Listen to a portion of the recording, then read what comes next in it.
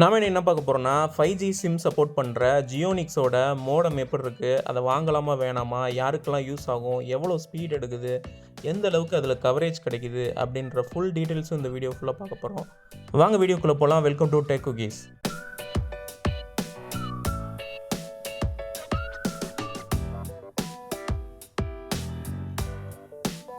Amazon ஃப்ளிப்கார்ட்டில் இந்த 5G SIM supported ஜியோனிக்ஸ் மோடம் 1500 ப்ரைஸ் ரேஞ்சிலேருந்து 1600 ப்ரைஸ் ரேஞ்ச் வரைக்கும் கிடைக்குது.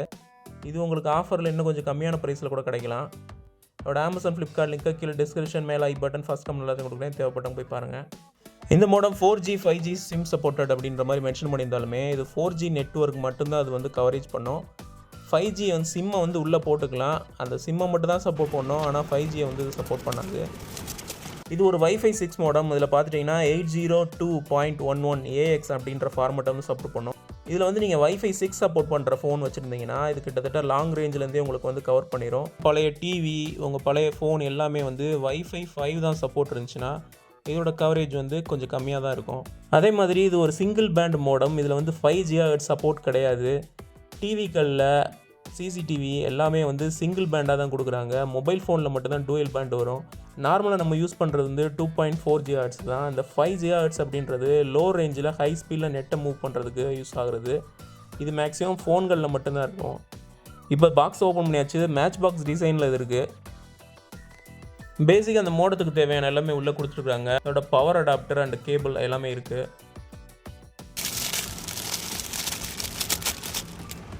பாக்ஸ்குள்ளேயே 5 வோல்ட் 1 ஆம்ப் பவர் அடாப்டர் கொடுத்துருக்காங்க. இது சி டைப் அடாப்டராக வருது. இந்த மாதிரி சி டைப் பவர் இன்புட் கொடுத்தது ரொம்ப நல்ல விஷயம். நீங்கள் டிவியில் இருக்க எக்ஸ்ட்ரா யூஎஸ்பியிலேருந்து கூட ஒரு கேபிளை சுருக்கிட்டு இதில் மாட்டினீங்கன்னா இதுக்கு பவர் வந்துடும். நீங்கள் உங்களுக்கு பவர் கட் ஆகும்போது கூட பவர் பேங்க்லேருந்து கூட அதுக்கு பவர் கொடுக்க முடியும். அடுத்து லேண்ட் கேபிள் கொடுத்துருக்காங்க. நீங்கள் ஸ்மார்ட் டிவிக்கு பக்கத்தில் வைக்க போகிறீங்கன்னா ஸ்மார்ட் டிவியில் இது மூலமாக கனெக்ட் பண்ணால் வைஃபையோட அதிக ஸ்பீடு வந்து உங்களுக்கு டிவிக்கு கிடைக்கும். இது பிளக் டு ப்ளே தான். டேரெக்டாக நீங்கள் மோடத்தில் மாட்டிட்டு டேரெக்டாக டிவியில் மாட்டிக்கிட்டிங்கன்னா ஆட்டோமேட்டிக்காக அதுக்கு நெட் வந்துடும். பாஸ்வேர்டு எதுவுமே தேவைப்படாது. இன்னும் கொஞ்சம் நீளமாக கொடுத்துருந்துருக்கலாம். அடுத்து யூசர் கைடு. நீங்கள் புதுசாக யூஸ் பண்ணுற மாதிரி இருந்துச்சுன்னா அது ரொம்ப யூஸ்ஃபுல்லாக இருக்கும். பின்னாடி நம்ம அதை கனெக்ட் பண்ணும்போது எப்படி செய்கிறது அப்படின்றதையும் பார்க்கலாம். பேசிக்காக பார்த்தீங்கன்னா மோடத்தில் வந்து சிம் கார்டை போட்டுட்டு பவர் கொடுத்துட்டிங்கன்னா ஆட்டோமேட்டிக்காக அதிலேருந்து ஹாட்ஸ்பாட் அவுட்புட் வந்துடும். மோடத்தை திருப்பி பார்த்தீங்கன்னா அதோட ஹாட்ஸ்பாட் நேமு, அதோட பாஸ்வேர்டு எல்லாமே வரும். அது மூலமாக கனெக்ட் பண்ணிவிட்டு உள்ள செட்டிங்ஸில் போயிட்டு உங்களுக்கு அந்த ஹாட்ஸ்பாட்டோட நேமு அப்புறமேட்டு பாஸ்வேர்டு எல்லாத்தையுமே நீங்கள் மாற்றிட்டிங்கன்னா போதும். சிம் கார்டோட காப்பர் பகுதி வந்து கீழே வரணும் அப்படின்ற மாதிரி கார்டு கொடுத்துருக்காங்க. இப்போ மோடம் எப்படி இருக்குன்னு பார்க்கலாம். மோடம் செம்ம லைட் வெயிட்டாக குவாலிட்டியாகவே இருக்குது. இதில் வந்து 4 ஆண்டனா கொடுத்துருக்காங்க. அதுவும் நல்லா க்ரிப்பாக ஸ்ட்ராங்காகவே இருக்குது. எந்த சிம் மாற்றினாலுமே இதுவே ஆட்டோமேட்டிக்காக வந்து அந்த ஏபிஎன் எல்லாமே மாற்றி எடுத்துக்கிறோம். செட்டிங்ஸ் ஃபுல்லாமே மாற்றி கரெக்டாக எடுத்துக்கிறோம். அதனால் நீங்கள் எதுவுமே மாற்ற தேவைப்படாது. வெறும் சிம் கார்டு மட்டும் இன்சர்ட் பண்ணிட்டா போதும். ஏற்கனவே நம்ம சேனலில் காஃபே பிராண்டோட அந்த 5G 4G மோடம் வந்து ஏற்கனவே அன்பாக்சிங் பண்ணியிருக்கோம். அதோட வீடியோ லிங்க்கை கீழே கொடுக்குறேன், வேணும்னா பாருங்கள். அதில் வந்து இந்த ஆண்டனா வந்து அவ்வளோ க்ரிப்பாக இருக்காது, ரொம்ப லூஸாக இருக்கும். இதில் வந்து நல்லா க்ரிப்பாகவே கொடுத்துருக்காங்க. இதை ரிமூவ் பண்ண முடியாது, நம்மளால் கழட்டுற மாதிரி எதுவும் கொடுக்கல. பின்னாடி ஆணியில் மாட்டுற மாதிரி ஹோல்ஸ்லாம் கொடுத்துருக்காங்க. அதே மாதிரி ஹீட்லாம் வெளியேறதுக்கு ஹோல்ஸ்லாம் தனியாக இருக்குது. அப்புறம் அதோட வைஃபைல கனெக்ட் பண்ணுற மாதிரி ஈஸியான செட்டிங்ஸ் ஃபுல்லாமே இது பின்பக்கமாகவே ஓட்டியிருக்காங்க.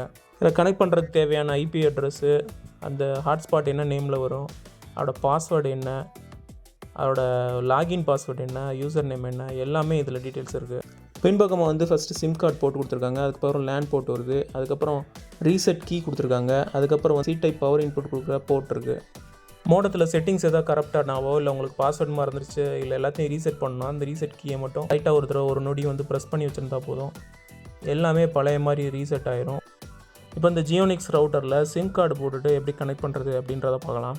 அந்த கார்டில் மென்ஷன் பண்ண மாதிரி சிம் கார்டோட காப்பர் பகுதி வந்து கீழே வர மாதிரியும் நுனி பகுதி வந்து சின்னதாக இருக்கும். அது வந்து ஃபஸ்ட்டு உள்ளே போகிற மாதிரியும் வந்து சிம் கார்டை வந்து உள்ளே இன்சர்ட் பண்ணணும்.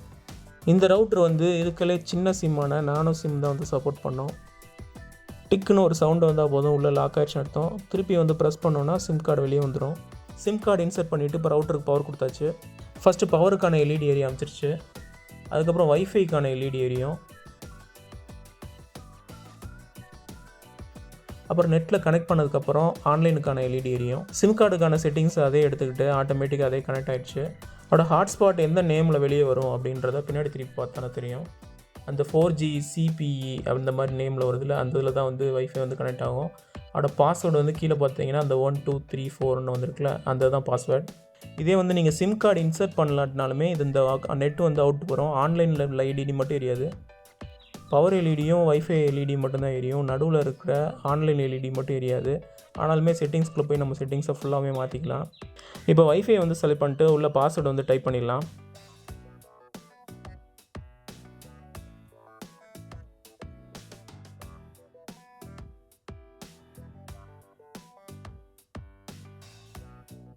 இப்போ ரவுட்டரில் மாட்டியிருக்க வோடாஃபோனோட 4G ஸ்பீடு எப்படி இருக்குது அப்படின்றத செக் பண்ணிடலாம். மொபைல் கிடைக்கிற மாதிரி ஸ்பீடு வந்து ரவுட்டரில் கிடைக்காது. அதிகபட்சம் 4Gயோட ஸ்பீடே பார்த்தீங்கன்னா ஒரு 40 Mbpsலேருந்து 60 Mbps தான் கிடைக்கும். ஆனால் நார்மலாக நீங்கள் மோடத்தில் பார்த்தீங்கன்னா ஒரு 18 Mbps கிட்டத்தட்ட ஜியோவில் கிடைக்கும். மற்றதெல்லாம் போக போக இன்னும் லைட்டாக குறையும்.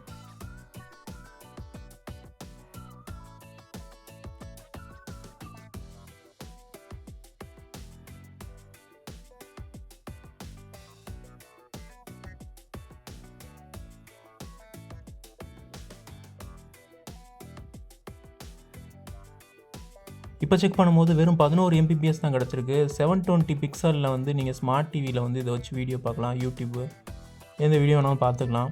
அதே மாதிரி சிசிடிவி போட்டிங்கன்னா அதுக்கு வந்து க்ளவுடில் அப்லோட் பண்ணுறதாலும் சரி, எந்த பிரச்சனையும் இல்லாமல் அது வாட்டுக்கு அப்லோட் பண்ணோம். ஆனால் நான் யூஸ் பண்ணி பார்த்த வகையில் ஜியோ வந்து எல்லாத்தையும் விட கொஞ்சம் பெட்டராகவே ஸ்பீட் கொடுக்குது. ஆனால் அன்லிமிட்டட் 4G பிளான் வந்து வோடாஃபோனில் மட்டும்தான் இருக்குது. 380 ரூபாய்க்கு 28 நாள் நினைக்கிறேன். வோடாஃபோனோட அப்லோட் ஸ்பீடு வந்து 6 Mbps வருது. நோட்டிஃபிகேஷன் லைட்டை ரொம்ப பெருசாக பிரைட்டாக கொடுத்துருக்காங்க. நைட் நேரத்தில் இருட்டில் இருக்கும்போது இது சீரியல் லைட்டு போட்ட மாதிரி பயங்கரமாக வந்து வெளிச்சம் கொடுக்க போகுது. அடுத்து ஹாட்ஸ்பாட் நேமையும் அதோட பாஸ்வேர்டையும் எப்படி மாற்றுறதுன்னு பார்க்கலாம். அது ஃபஸ்ட்டு மோடத்தை திருப்பிட்டு மேலே பார்த்தீங்கன்னா IP அட்ரஸ்ன்னு இருக்கும்.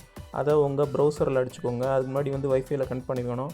அதில் யூசர் நேம் பாஸ்வேர்ட் கேட்கும். ரவுட்டர் பின்னாடியே வந்து அட்மின் சொல்லிட்டு யூசர் நேம் பாஸ்வேர்ட் கொடுத்துருக்காங்க.